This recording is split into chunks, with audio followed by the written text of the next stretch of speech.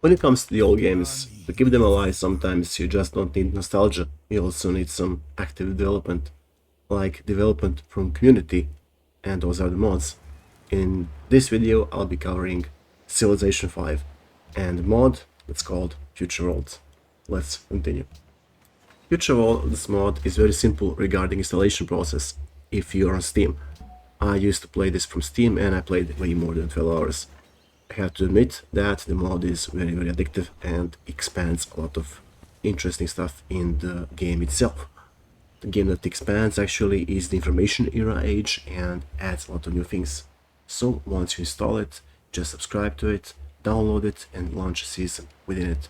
I used for this gameplay the Shoshone faction, and I used the option regarding victory conditions as a destruction of everyone else. So what's in the mod? In this mod you have a lot of interesting things added.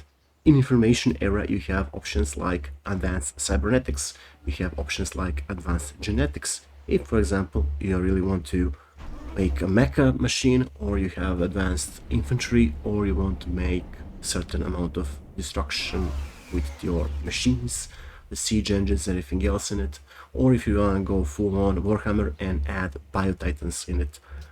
So yeah, all those things are definitely in the game if you want to use them. Trick is also the whole expansion adds the environments that were previously inhospitable. You can now basically do stuff on them with your workers, like for example iced area, which are not being accessible before. You could only build cities and that's it. Now with these future technologies you can definitely do the work on Antarctic itself. Also, one of the things that I totally forgot to tell you about is the new resource that you're gonna encounter in this game mod, and that is gonna be nanomaterials.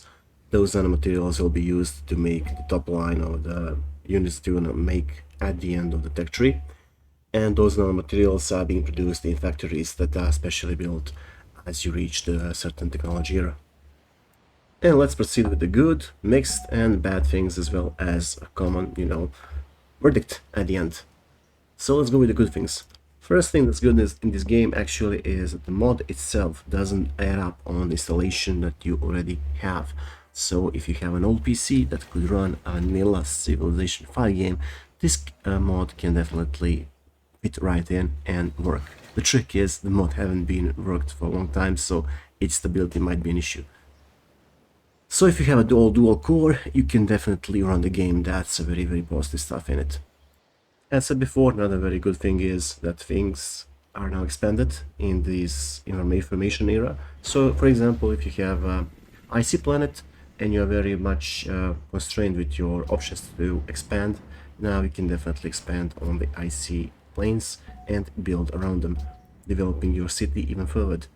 That is the thing that is added in this game. Also what adds is the variety of interesting economic add-ons as well as production add-ons that are being introduced in this game mod, as well as the achievements that are pretty much unique and special.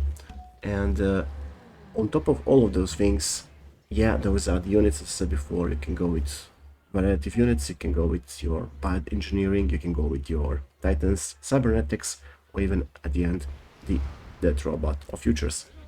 Now let's go with the mixed stuff. The mixed stuff is very simple. The mod has been created by one guy, and definitely that things shows in.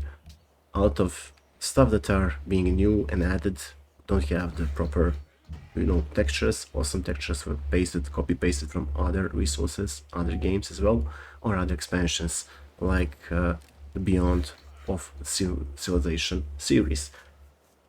So the trick is very simple.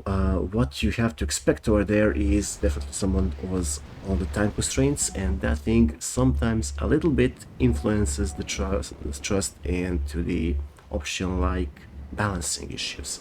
The balancing issues are sometimes some units are pretty much overpowering over others, and some are just, crushing because development of the technology is very rapid and the units that you develop become obsolete pretty fast.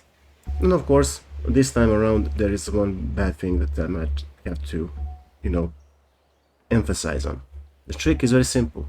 This game has some issues with the stability because the mod was pretty old, the game is pretty old, and different systems are acting differently on this thing. For example, my old i7 on Windows 10 sometimes has issues with crashing, while the AM5 build has absolutely no problems showing this thing up and basically running without any problems. So I didn't experienced any crashes while I was playing the seasons on my new AM5 build. So I mean, considering that this game was made around, game mod is more than 6 years ago when it was made, I'm pretty much surprised that it still holds up and still works. I'm positively surprised, to be honest with you. So to conclude, should you play Civilization 5 in this today of age, like 2026 onwards?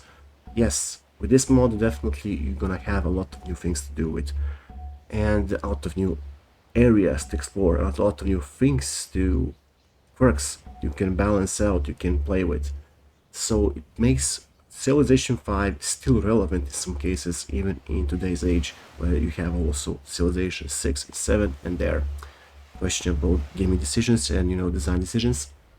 But definitely I can recommend Civilization 5, the old vanilla game, as well as this mod, the future mods. Not to mention also that the game is moddable, so you can download a lot of old mods that are created for this game, and some from time to time you can find somebody playing the game on something new, some new mods.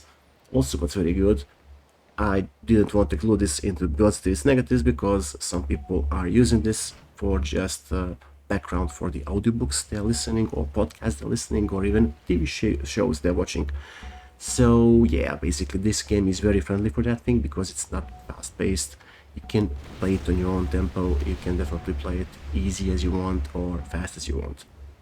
So all of those things are basically positives that are going into the pluses, which I cannot tell you to recommend you fully to get this game, play this game, and enjoy it if you are a 4-time strategy, 4X strategy enjoyer. And for everybody else that are watching this video and follow me on the YouTube, and if somebody stumbles upon the YouTube on this video, thank you very much for watching, and I hope to see you again soon. In the meantime, on the screen you'll have the spoilers for the new video that I'm working on. Real life is hectic at the moment and sometimes doesn't allow me a proper amount of time to edit, so it's gonna be fast edits, as you can see, not much into details going in, and I hope at least we can cut down the time to do some other things. Yep. One day I'll have enough time to edit things. Till then, I'll just go through my library and go this way. Anyway, thank you very much for watching, and I hope I see you again soon. Until then, stay safe. Bye bye.